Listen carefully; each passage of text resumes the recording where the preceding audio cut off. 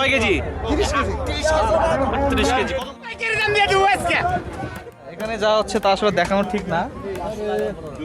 আচ্ছা আচ্ছা, কি রান্না হবে বাড়িতে গিয়ে? মাছের ভুনা হবে। আরো দুটো মাছ নিছি ভাই, আরো নিছেন? কই চলে গেছে। বাংলাদেশের গ্রামীণ মেলাসমূহের মধ্যে বগুড়ার পরাদহ মেলা অন্যতম।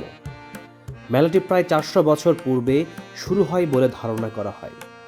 তাছাড়া পরাদহ মেলা বাংলাদেশের উত্তরাঞ্চলের একটি প্রাচীন লোকজ মেলা।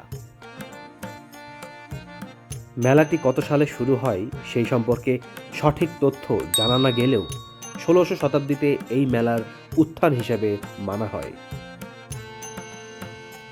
জানা যায় মেলার স্থানে থাকা বটবৃক্ষের নিচে এক সন্ন্যাসীর আগমন ঘটে। ধীরে ধীরে সেখানে অন্যান্য সন্ন্যাসীরাও আসতে শুরু করে এবং একটি আশ্রম প্রতিষ্ঠা হয়।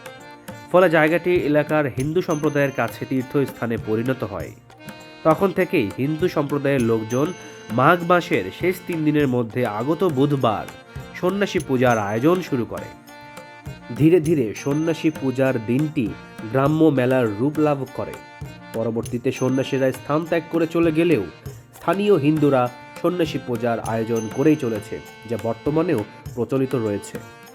তবে এই মেলা এখন আর শুধু হিন্দু সম্প্রদায়ের নয়, সকল সম্প্রদায়ের লোকজন এই মেলায় আসেন এবং ওতপ্রোতভাবে অংশগ্রহণ করেন।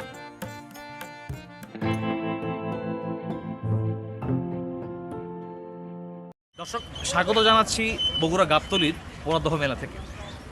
এই যে সকাল সকাল পরাদহ মেলায় আসলাম, এত আয়োজন, এত আমেজ, মানে এই ভোরবেলা দেখতে পাচ্ছেন, একটু চারপাশে দেখাই কত ভিড়, কত গাড়ি আসছে মাছ নিয়ে। মানে পরাদহ মেলা কিন্তু আসলে মাছের মেলা। হ্যাঁ, তো এই পরাদহ মেলাটির উৎপত্তি কীভাবে হলো সেই সম্পর্কে একটু বলি। আজ থেকে প্রায় 400-এরও অধিক বছর আগে এই গাবতলীর এই জায়গায় ইসামতি নদীর তীরে পরাদহ নামক একটি স্থান, এই সেই জায়গাটি, এই জায়গায় একটি বড় বটবৃক্ষ ছিল। সেই বটবৃক্ষের নিচে হঠাৎ একদিন এক সন্ন্যাসীর আবির্ভাব ঘটে এবং সে থেকেই ধীরে ধীরে মানে সেই সন্ন্যাসীকে কেন্দ্র করে এখানে বিভিন্ন ধরনের দোকান পাট মেলার মতো আর কি বসা শুরু করে এবং সে থেকেই এখানে একটি জমজমাট মেলার আয়োজন হয়। তো ধর্ম বর্ণ এই সব কিছুর গণ্ডি পেরিয়ে এখন সেই মেলাটিতে সব ধর্মের মানুষই আসছেন, ঘুরে যাচ্ছেন। মূলত এটি হচ্ছে আসলে একটি মাছের মেলা। অনেকে বলে সন্ন্যাসী মেলা, কেউ বলে পরাদহ মেলা, কেউ বলে জামাই মেলা। তো এই মেলাটি আসলে অনুষ্ঠিত হয় এই প্রতি বছরে ফেব্রুয়ারির 10, 11, 12, 13 মানে 10 তারিখে আসা শুরু হয়, 11 তারিখে মেলা শুরু হয়, 12 তারিখে মূল মেলাটি মানে মাছের মেলা, বড় বড় মাছ আসে এই জায়গায়। আর 13 তারিখ এটা হয় হচ্ছে আসলে মেয়েদের জন্য মানে বউ মেলা। তো 12 তারিখে জামাই মেলা বলার কারণটা কি? আসুন আমরা ঘুরতে ঘুরতে কথা বলি। 12 তারিখে জামাই মেলা বলার কারণটা হচ্ছে মানে এলাকার যারা মেয়ে বিয়ে দিয়েছেন বিভিন্ন জায়গায়, তো জামাইরা আর কি এই দিনে বা 12 তারিখে এই জামাই মেলা এসে তার শ্বশুরবাড়িকে খুশি করার জন্য যে যত বড় মাছ নিতে পারে নিয়ে শ্বশুরবাড়িতে যায় সম্মানটাকে বৃদ্ধি করার জন্য। মানে এটা একটা কিন্তু আমেজ, মজা। আর পরের দিন মানে 13 তারিখ মেয়েরা মানে আজকের হাটে দেখবেন ছেলেদের সংখ্যা বেশি, মেয়েদের সংখ্যা কম। আর পরের দিনের হাটে মেয়েদের সংখ্যা থাকবে বেশি, ছেলেদের সংখ্যা থাকবে খুবই নগণ্য। তো যেই বটগাছটির কথা বলছিলাম যেখানে সন্ন্যাসীর আবির্ভাব ঘটেছিল, সেই জায়গাটাই এটাই ধরা হয় আসলে। খুব ভিড়, আপনারা দেখতে পাচ্ছেন, প্যাঁ শুরু হয়ে গেছে।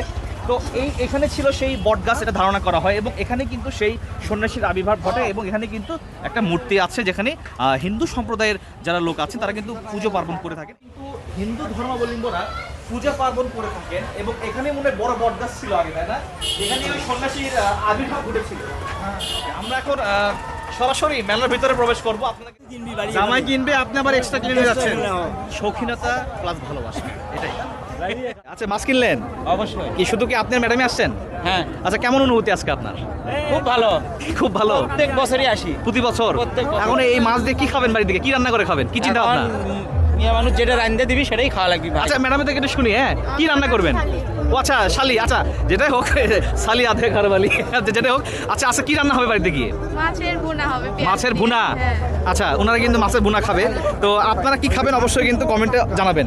আরো দুটো মাছ নিছি ভাই, আরো নিছেন? কই চলে গেছে। মিস হয়ে গেল। আমাদের পেজের নাম দ্য সানি ডে ব্লগস।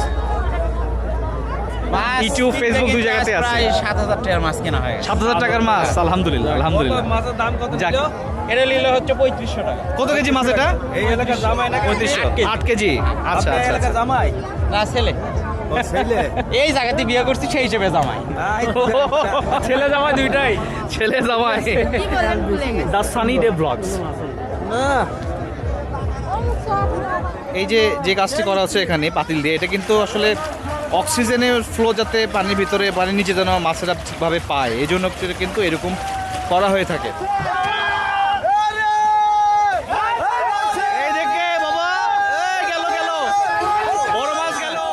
আমেজ দেখছেন, মাছ বিক্রির আমেজ। সবাইকে আকৃষ্ট করার জন্য তারা এভাবে আসলে মাছ তুলে কিন্তু সবাইকে আকৃষ্ট করে, যাতে সবাই এদিকে আসে, বড় মাছগুলো দেখে। এদিকে কি খাবেন? এটা মুড়ি ঘন্টা নাকি? না নিয়ে যায় এখন বাইরে আলিয়া আছে। বাড়ি এলে যা করে আর কি। কিছু বড় মাছ দেখতে পাচ্ছি। এটা কি মাছ?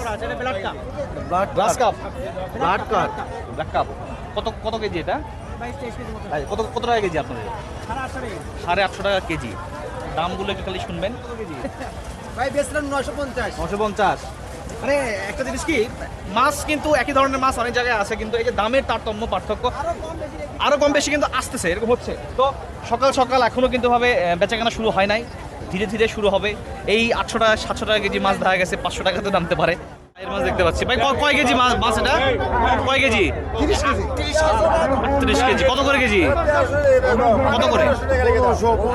1500 টাকা কেজি। ওরে বাবা। আমরা এখানেও বড় বাঘা ঈদ দেখতে পাচ্ছি। 30-35 কেজি। কত টাকা কেজি? 1600 টাকা কেজি। দেখতে পাচ্ছেন বড় মাছ। এই মাছটা কিন্তু হাতে নিয়ে করা খুবই কঠিন হয়ে যাবে, একজন টানতে পারবে না, ভ্যানে করে নিয়ে যাওয়া লাগবে। এই জায়গায় একটু জোরে কথা বলতেছি, আওয়াজ আসতেছে কিনা আপনারা অবশ্যই জানাবেন। এই পাশটা হচ্ছে আসলে এন্টারটেইন পার্ট। বাচ্চারা আসবে, চর্বিতে চড়বে, নাগরদোলায় চড়বে, জাম্পিং বেডে জাম্পিং খেলবে।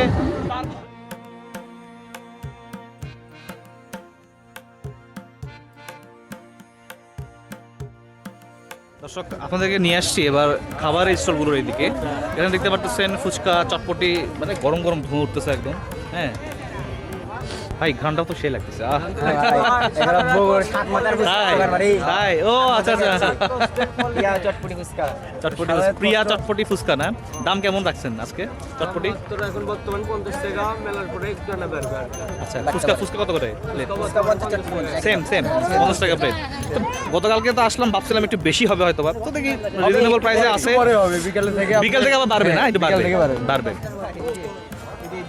ছোটবেলায় দেখছি না যে ওই দাদিরা নানিরা এভাবে ধান না চালে করতো, সেই জিনিস। মানে কোনো স্পেশাল নাম আছে? কি নাম? জামাই সোহাগী। আমি বউ সোহাগী খাইছি, আজকে জামাই সোহাগী। বউ সোহাগী খাইছি, জামাই সোহাগী প্রথম শুনলাম। মানে জামাই মালা দেখে আজকে জামাইদের জন্য স্পেশাল জামাই সোহাগী। মানে এই পান খাওয়া লাগবে শ্বশুরদেরকে। তার মানে অনেক অবশেষে পানের বৈষম্য দূর হয়েছে। বৈষম্য বিরোধীদের ধন্যবাদ। বৈষম্য দূর হয়েছে। বউ সোহাগী থেকে এখন জামাই সোহাগী পান। শ্বশুর যারা আছেন, জামাই ছোট মাছ বা বড় মাছ যেটা নিয়ে আসুক না কেন, আগে এই পানটা খেয়ে জামাই সোহাগী পানের দাম কত? 20 টাকা, 50 টাকা, আর হচ্ছে বাংলার পান হচ্ছে 5 টাকা। এই পোড়াদহ মাছের মেলায় আসছি, তো মিষ্টি নেবো না তা হবে না। তো যেটাই হোক, আমরা যেই মেলাটাতে আসছি এটা কিন্তু একটা ঐতিহ্য। হ্যাঁ, 400 বছরেরও অধিক পুরনো এই মেলায় আসছি, খুব ভালো লাগছে। অনেক বিতর্কিত কথা বলেন যে একজন সন্ন্যাসী থেকে তো মানে সৃষ্ট আসলে এই মেলাটা, তো হিন্দুদের মেলা অনেকে বলেন, সেখানে কেন মুসলমান আসবে? ভাই, এটা আসলে হয়তোবা সে সময় ছিল সন্ন্যাসী মেলা, ধীরে ধীরে ধর্ম বর্ণ নির্বিশেষে সবাই এখন এখানে আসে। এগুলো কিন্তু বাংলার ইতিহাস এবং ঐতিহ্যের একটা অংশ হচ্ছে এই পোড়াদহ মেলা। তো দর্শক, আজকে পুরো ভিডিও জুড়ে আপনাদেরকে এই মেলার আমেজ, এই মেলায় কত বড় মাছ আসতে পারে, এই মেলায় কি রয়েছে, এই মেলায় কারা আসেন, সব কিছুই দেখানোর চেষ্টা করেছি। এই মেলার গুরুত্বটা বোঝানোর চেষ্টা করেছি। তো আশা করছি ভিডিওটা আপনাদের ভালো লেগেছে। যদি ভিডিওটা ভালো লাগে অবশ্যই লাইক করবেন, কমেন্টস করবেন এবং শেয়ার করে অন্যদের দেখার সুযোগ করে দেবেন। যদি চ্যানেলে নতুন হয়ে থাকেন অবশ্যই চ্যানেলটিকে সাবস্ক্রাইব করে আমাদের সঙ্গেই থাকবেন। তো দর্শক, দেখা হবে আগামী ভিডিওতে। আল্লাহ হাফেজ।